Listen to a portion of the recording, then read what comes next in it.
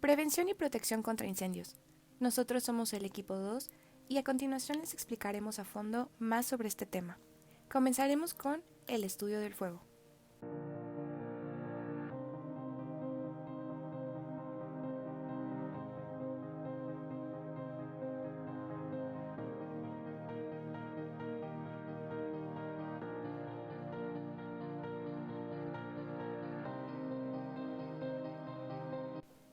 Sabemos que los incendios causan anualmente elevadas pérdidas tanto en lo referente a vidas humanas como a intereses económicos. La importancia de determinar por qué ocurre un incendio, aun en los casos en que las pérdidas sean mínimas, es fundamental para poder realizar estudios preventivos que mitiguen sus efectos. A menudo, tras finalizar la investigación de un incendio, es fácil darse cuenta de lo importante que hubiese sido evitarlo, haberlo confinado, limitando su propagación y, sobre todo, cómo haber reducido los daños ocasionados. El hecho de que algunas industrias queden completamente destruidas tras sufrir un incendio, a pesar de las grandes inversiones realizadas en materias de protección, demuestra el fracaso de la aplicación de estas técnicas y no porque sean erróneas, sino porque es frecuente que el proyectista desconozca el peligro real. La técnica de investigar un incendio implica un conocimiento multidisciplinar, debido a que son muchos los fenómenos y las causas que pueden desencadenarlo. Siempre se ha considerado que la diferencia entre un fuego y un incendio reside en que el fuego se entiende como el hecho deseado y controlado, mientras que cuando éste se descontrola o no se desea, se dice que ocurre un incendio. El fuego es una combustión, es decir, una reacción química de oxidación entre un combustible, que es una materia capaz de arder y de consumirse, como por ejemplo el papel, la madera, el plástico, la tela, la gasolina, los disolventes y el gas. Por el estado físico de los combustibles podemos establecer la siguiente clasificación de los suelos. Los fuegos de tipo A son aquellos en que los gases que arden son aportados por combustibles sólidos tales como la madera, el papel, tejidos, entre otros.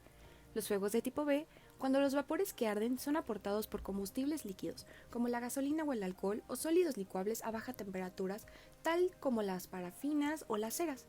Los fuegos de tipo C son los producidos directamente por sustancias gaseosas, tales como el propano, el butano o metano.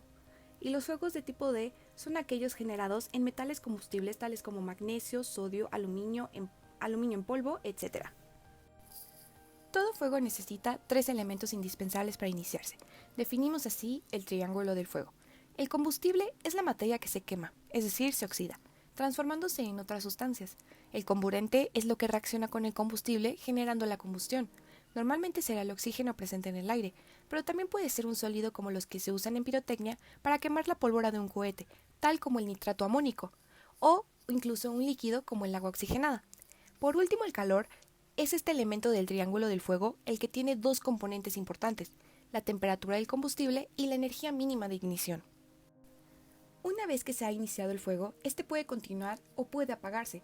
Que el fuego continúe depende de que se produzca lo que se conoce como reacción en cadena, que sería el cuarto eslabón del fuego. Tenemos así el tetraedro del fuego. Cuando la cantidad de gases producidos es suficiente, el fuego se autoalimenta, ya que genera más calor que produce más gases y así sucesivamente. Y no se apaga hasta que se elimine alguno de los tres elementos. Se produce una reacción automantenida como un efecto dominó. Peligros, incendios y explosión en la industria. La empresa SafeStar, líder en capacitación de seguridad laboral, destacó que los incendios se producen en cualquier ámbito, ya sea hogar, industria, empresa o los desastres naturales. Por esta situación, destacó los 10 principales causas de incendios en la industria y se encuentran los siguientes, que sería incendio eléctrico con el 19%, que son cables en mal estado, que generan un circuito, por tener un sobrecalentamiento en los cables, por exceso de uso o porque no se le da mantenimiento. En segundo lugar tiene la fricción con un 14%, es cuando no se le da el correcto mantenimiento a las máquinas, que ocurre un desgaste y como no tiene una lubricación se le hace una fricción y el roce provoca incendios. En tercer lugar están las chispas mecánicas con un 12%. Las chispas son generadas por metales que se calientan por la fricción, como en el caso anterior. Los cigarros o fósforos tienen un 12% en cuanto a la principal causa de incendios. Y esto es por las colillas de cigarro que se arrojan ya sea al suelo o a algún pastizal y eso produce un incendio. En el siguiente sería líquidos inflamables con un 7%, que este es el tipo de los líquidos inflamables, la mayoría de las veces los líquidos inflamables provoca el incendio por estar mal almacenados o puede generar alguna explosión si tiene algún tipo de vapor que se comprime. En sexto lugar se tiene la falta de orden y aseo, que esto ocurre cuando no se tiene la correcta limpieza en todas las áreas de trabajo y puede acumular la acumulación de... se puede generar por la acumulación de basura o de gases o líquidos que son desperdicios en la industria.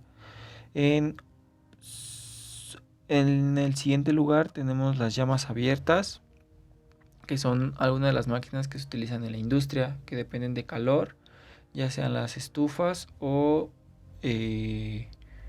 muflas, ya que si no se tiene un correcto mantenimiento puede generar un accidente. La siguiente es corte y soldadura, que tiene el 4% de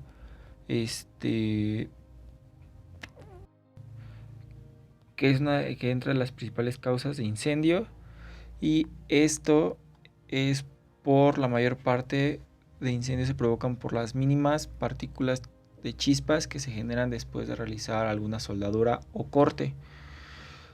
La última serán las superficies calientes, que es únicamente el 3% de principal causas de incendio, que es cuando una máquina tiene un sobrecalentamiento o no tiene el cuidado necesario, puede provocar que se genere una alta temperatura y esto puede causar una explosión de combustión. El director de la empresa SafeStart destacó que se deben de evaluar cuál de los porcentajes anteriores son factor humano o con los correspondientes riesgos no deliberados. Algunos de los factores que se consideran como factores humanos o comportamientos riesgosos no deliberados son la prisa, la frustración, la fatiga, la complacencia o exceso de confianza. Estos 4 estados contribuyen un 85 al casi 97% de los incendios dentro y fuera de las operaciones. El incendio se define como un fuego no deseado ni controlado. En un incendio hay una serie de factores los cuales se nombran a continuación. En primer lugar está un combustible que se encuentra en estado de vapor o gaseoso. En segundo lugar, el oxígeno del aire u otro comburente que se mezcla para crear un fenómeno de difusión. En tercer lugar, se requiere una temperatura o una energía de activación para que se produzca una combustión. Esto hace referencia al punto anterior. Y en cuarto lugar, las combustiones son sucesivas, en reacción cadena, no solo se origina una sola combustión. Para una mejor comprensión de los agentes extintores a utilizar en un incendio, que se hablará a continuación, se debe de clasificar los tipos de fuego en la siguiente manera. La clase A son incendios en combustibles comunes de difícil combustión. En este caso sería la basura, papel o madera. El clase B son los incendios producidos en líquidos inflamables que exigen para su extinción el principio de ahogamiento, que serían los líquidos grasos, que entre ellos está la gasolina, aceites, grasas, pintura y derivados del petróleo. En la clase C son incendios de equipos eléctricos, son clasificados especialmente no en base de material que se quema, sino en el riesgo que llega a provocar. En la clase D, en esa categoría, los incendios son en metales, que entre ellos entra el magnesio, aluminio, zinc, sodio, entre otros. En la clase K son los fuegos de aceite vegetales o grasas animales, por ejemplo los aceites de cocina. Equipos de extinción. Un equipo de extinción es aquel el cual nos permite controlar o apagar algún tipo de incendio o fuego. Agentes extintores. Los agentes extintores son aquellos los cuales nos permiten eliminar alguno de los 4 factores que son producidos por el fuego: aire, combustible, calor o reacción química. Entre los agentes extintores se encuentra el agua, la cual ejerce su poder de extinción por el efecto de enfriamiento, mientras que la espuma ejerce su poder de extinción por el efecto de sofocación que se produce al formarse una capa ignifia sobre el combustible, además de que también utiliza el efecto de enfriamiento. Después encontramos el anhídrido carbónico CO2, el cual ejerce su poder de extinción por el efecto de sofocación que ésta produce. Continuamos con el polvo químico, el cual se divide en dos, en el ABC y el BC.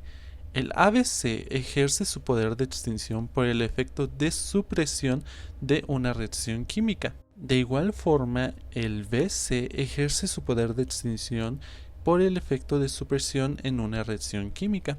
Y finalmente, los polvos especiales, que estos ejercen su poder de extinción en formas muy diversas. Esto es dependiendo de la composición química propia de cada polvo especial.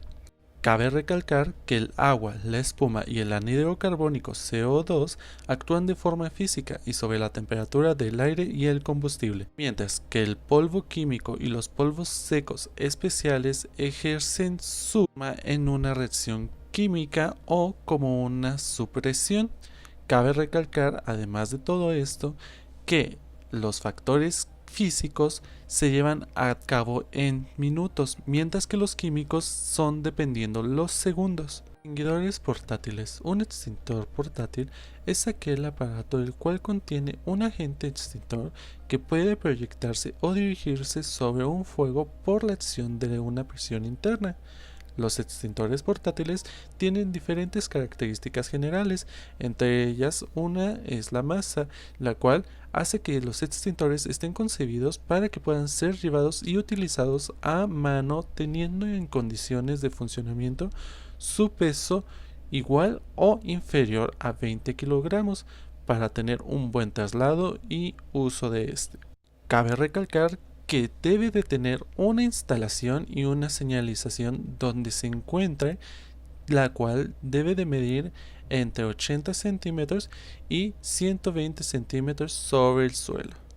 Todos los extintores deben tener una válvula de apertura y una anilla de bloqueo, el cual es un elemento de seguridad para evitar el disparo involuntario o falsa operación de este. Continuando con esto, la manguera y boquilla para descarga de los extintores debe ser dependiendo del extintor, es decir, si el extintor es de 3 kilos o 3 litros, está obligado a llevar una manguera con una boquilla en el extremo para poder dirigir la descarga de una forma adecuada. Y finalmente, la presurización o indicador de presión. Los extintores de polvo y de agua espuma necesitan un agente impulsor y el más usado es el nitrógeno. Este se presuriza a unos 15 bar de presión y cuando apretamos la palanca sale expulsado arrasando el agente extintor hacia afuera. Por ello lleva un manómetro que nos indica si tiene una buena presión o no. Extinguidores semifijos. Los extinguidores semifijos cumplen con la misma función que un extinguidor portátil, pero con la única diferencia que los extinguidores semifijos llegan a tener un peso mayor o igual a los 20 kilogramos. Debido a esto, en el cilindro llegan a tener unas ruedas, lo cual facilita su traslado. Además de esto, tienden a tener su manguera un poco más extendida, para que si el incendio se encuentra cercano a este, no sea necesario su traslado, pero si es necesario el traslado, es mejor moverlo gracias a las ruedas que este contiene. Sabemos que existen maneras comunes de propagar un incendio, sin embargo estas son adaptadas de acuerdo al establecimiento. No solo es quedarse con la idea de que al tener un extinguidor puede ser suficiente. No obstante, una de las alternativas que funcionan de manera favorable es el sistema de aspersión o rociadores de agua.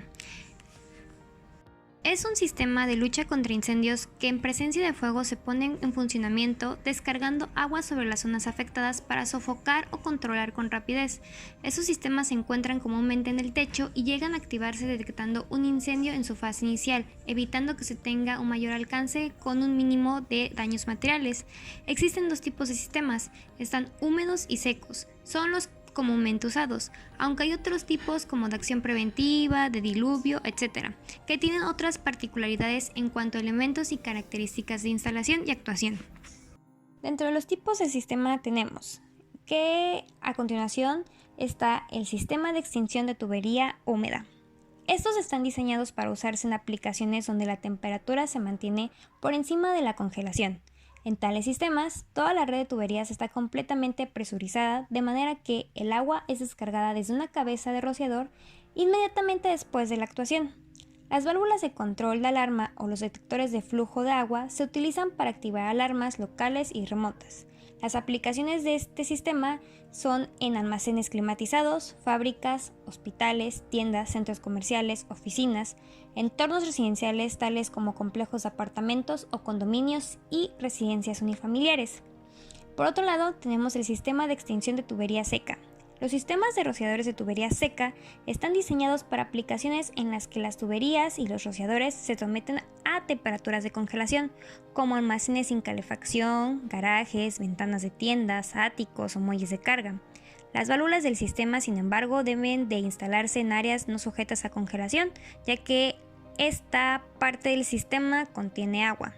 Las líneas de tuberías de los rociadores normalmente se presurizan con aire, pero el nitrógeno se puede utilizar. Cuando la presión del sistema se pierde por el acondicionamiento de una cabeza de rociador, la válvula de tubería seca se dispara y posteriormente lo que ocasiona es que las alarmas se activen. Otro sistema que se utiliza es el sistema de extinción de diluvio, como se había mencionado anteriormente, en que se encuentra dentro de los tipos de sistemas utilizados, y normalmente estos sistemas de diluvio tienen boquillas nebulizadoras abiertas y el flujo del agua está controlado mediante válvulas cerradas. Cuando se abre una válvula, el agua nebulizada se descarga por todas las boquillas en la sección controlada por dicha válvula. Los sistemas de diluvio normalmente se utilizan en espacios donde es probable que se produzcan incendios de combustibles líquidos. Y para finalizar, tenemos los sistemas de extinción de preacción. Este tipo de sistemas es básicamente el mismo que la tubería seca, a diferencia que está conectado a un sistema de detección de incendios para que se produzca una descarga y sea necesario que explote un bulbo de nebulizador y que dispare una alarma en el sistema independiente de detección de incendios. Este sistema de preacción se utiliza para proteger zonas donde el riesgo de descargas falsas o fugas se debe reducir a un mínimo absoluto. Y con los equipos de preacción se busca, pues ahora sí que reducir el mínimo de riesgo de cualquier accidente que pueda suceder en la instalación. Y por ello, hasta que no se confirme el incendio, no se produce la descarga. Esta aplicación suele utilizarse en museos donde una activación accidental puede afectar notablemente a las obras de arte que poseen en su interior o una cámara frigorífica en la cual una fuga en un difusor echa a perder todos los elementos que contengan esta cámara. Bueno, como se ha mencionado anteriormente, estos sistemas aspersiones también se pueden conocer como rociadores. Y pues aquí tenemos uno de los más comunes que la mayoría debemos de conocer. Es rociadores automáticos. Estos son dispositivos que descargan agua automáticamente sobre el punto incendiado en cantidad suficiente para extinguirlo totalmente y pues impedir su propagación en caso de que el origen del fuego estuviera fuera del alcance del agua o que ésta fuera adecuada para extinguir este tipo de fuego. El agua llega a los rociadores a través de un sistema de tuberías, generalmente suspendidas del techo. Los rociadores están situados a intervalos a lo largo de ellas. El orificio de los rociadores automáticos está normalmente cerrado por un disco o también se le puede conocer como una caperuza y está sostenido en su sitio por un elemento de disparo termosensible. Y pues ahora sí que las principales funciones de estos rociadores son proteger vidas y bienes. Creo que un ejemplo claro lo tenemos en industria, el proteger al personal y al equipo con el que estamos elaborando o con el que estamos tratando, y pues ahora sí que evitar lo más posible pues las pérdidas. Ahora sí que lo principal o la base es proteger las estructuras de los edificios para evitar que estos colapsen, y pues estos pueden ser de respuesta ya sea rápida y respuesta estándar, y a su vez pueden ser conocidos como de dos formas o de dos tipos. Pueden ser mutantes o colgantes. Estos pues ahora sí que tienen su cuerpo, las partes son las mismas, solamente que pues en el mutante hay un disco en el cual pues ahora sí que se adecua de acuerdo a lo que se necesite o al lugar en el que tú le quieras emplear, y ahora sí que el uso que uno le quiera dar. Esto normalmente se puede ver en las industrias porque son grandes estructuras, y pues ahora sí que se quiere evitar en lo mayor posible los daños. Sistema de protección a base de espumas. El sistema de protección a base de espumas se basa en la espuma física que permite apagar incendios de forma muy rápida. Esto es debido a un agregado estable de pequeñas burbujas de menor densidad que los combustibles líquidos sobre los que se aplica. La espuma debe de contar con ciertas características. La primera es la velocidad de extinción y fluidez. La segunda, la resistencia al calor. En tercer lugar, la resistencia a combustibles. En cuarto lugar, supresión de vapores. Y en quinto lugar, resistencia al alcohol. El modo de trabajo de las espumas es que, al ser las espumas más livianas, flotan sobre los líquidos inflamables produciendo una capa. Esta capa está exenta de aire y se desplaza por encima del combustible o líquido inflamable. De esta manera, provoca la extinción del fuego. Tienen la propiedad de adherirse a las superficies y no se disuelven rápido, por lo tanto, la capacidad de ir extinguiendo el fuego poco a poco, y a su vez, también proporciona una capa hermética evitando que se reanude el fuego. Las espumas trabajan con diferentes factores de extinción, pero los más potentes e importantes son los siguientes: el aislamiento y el enfriamiento. El factor de aislamiento. En el factor de aislamiento se puede ver que la espuma forma una capa que cubre el líquido inflamable, tapa las llamas y evita el ingreso de aire. Y así también evita la salida de vapores de combustibles, elimina vapores inflamables del combustible. Además, separa las llamas de la superficie. Y para el factor de enfriamiento, este es el que tiene la capacidad de absorber el calor de las superficies del combustible. Se cuenta con 3 diferentes tipos de protección con espuma contra incendios. En el primero es la espuma contra incendios de baja expansión. Este es un sistema contra incendios en la cual la proyección de las espumas es más grande, se produce un efecto de enfriamiento superior y una mayor resistencia al calor.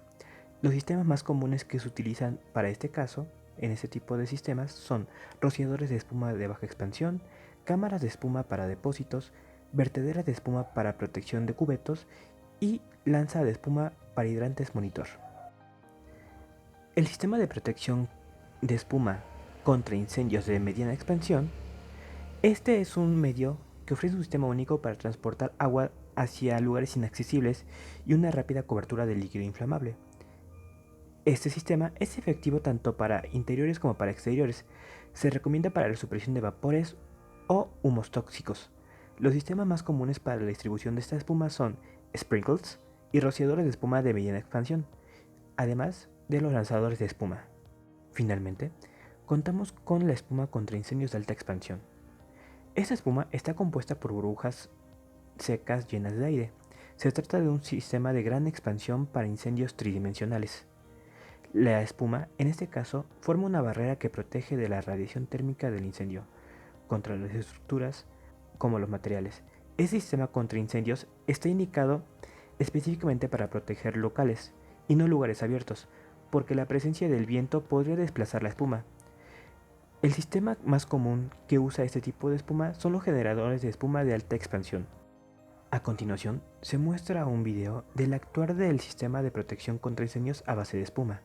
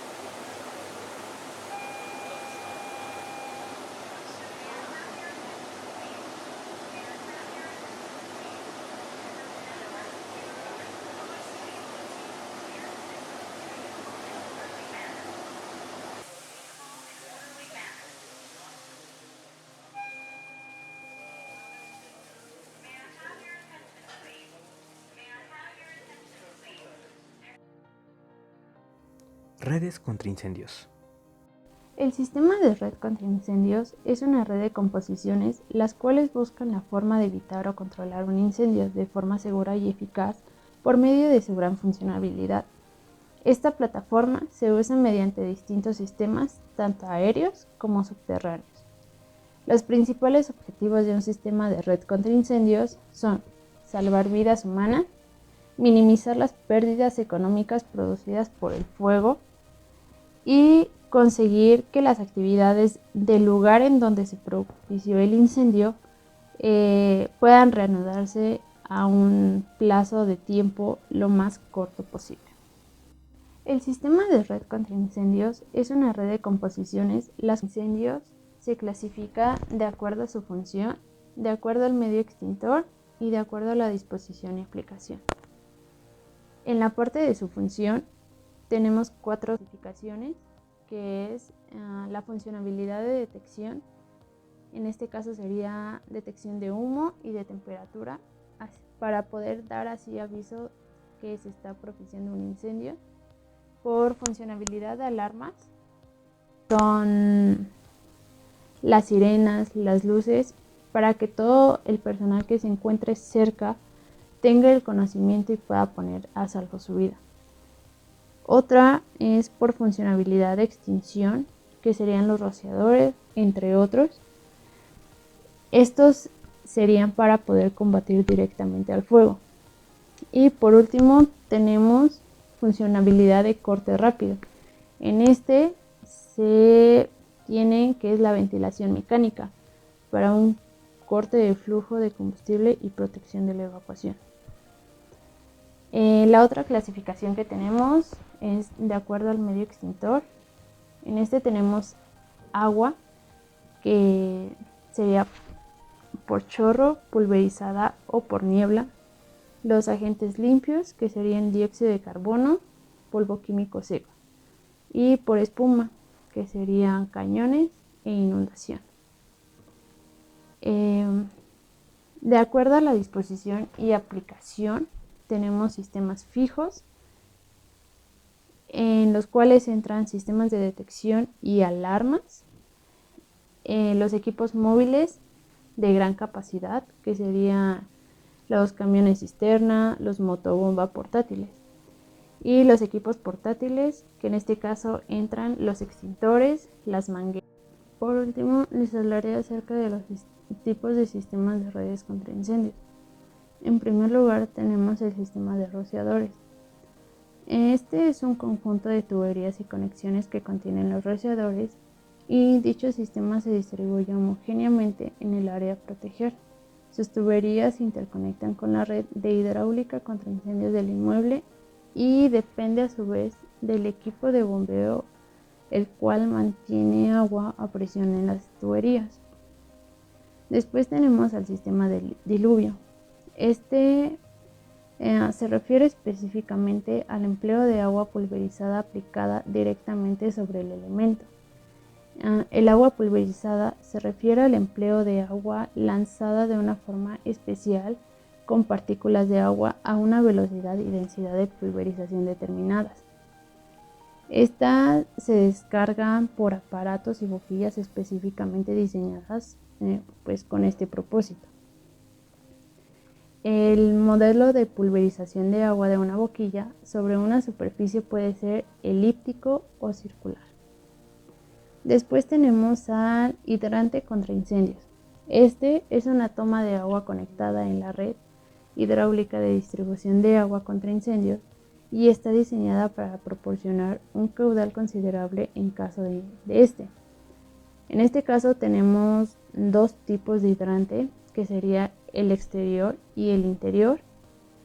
El exterior es en la que los bomberos pueden acoplar sus mangueras, y este es un poste con 2 o más tomas y se encuentra al exterior del edificio.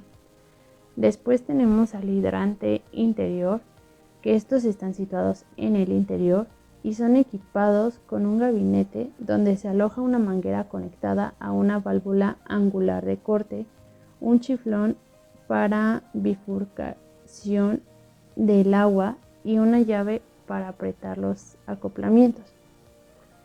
Después tenemos al sistema de espuma. La espuma es un agente de extinción por excelencia en zonas potencialmente o en áreas en las que se transportan, procesan, almacenan o se usan líquidos flamables como fuente de energía.